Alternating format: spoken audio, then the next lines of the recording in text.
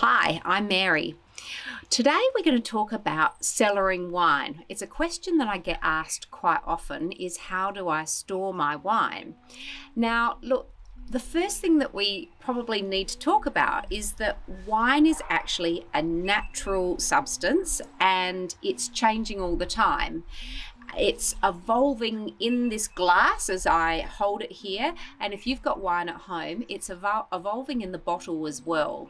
So if you do want to hold on to your wines for any amount of time, and look, let's face it, that's not all of us and it's not all of the time. In fact, most wine is actually consumed within 48 hours of people buying it. So you might not really have a need to do a whole lot of wine storage, but even if you do want to hold on to a special bottle for, a year or so or more, there are some top tips for doing this, and that's what we're going to talk about now.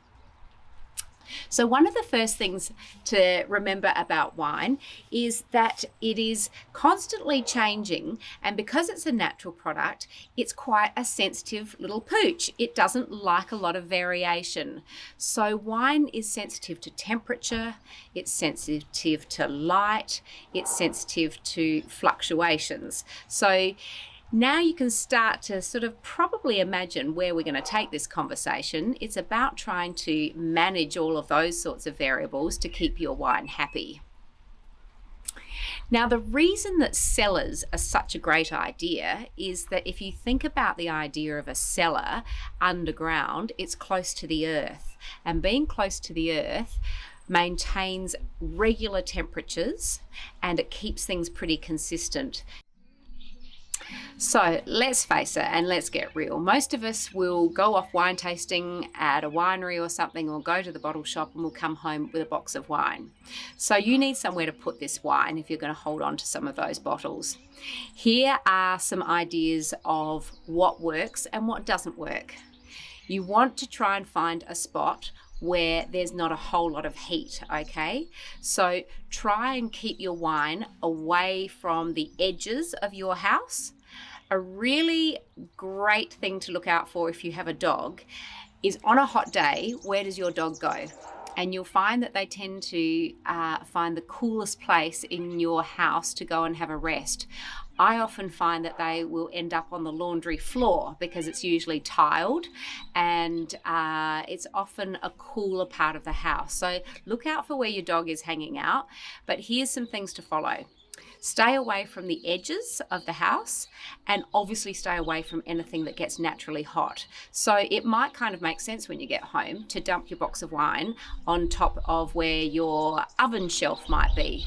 That's not a good place because, of course, all the heat of the oven is going to rise up and it's going to hit your box of wine. So the other tip is don't go storing your wine on the highest shelf. If you can, always put your wine box down on the lowest shelf and as close to the floor as possible. Now, if you've got a house where there's some internal rooms, it's a really good idea if you can store it there because, again, that outer perimeter gets pretty warm. So if you've got an internal storage like a linen press or something like that, on the floor of your linen press will be one of the most stable parts of the house.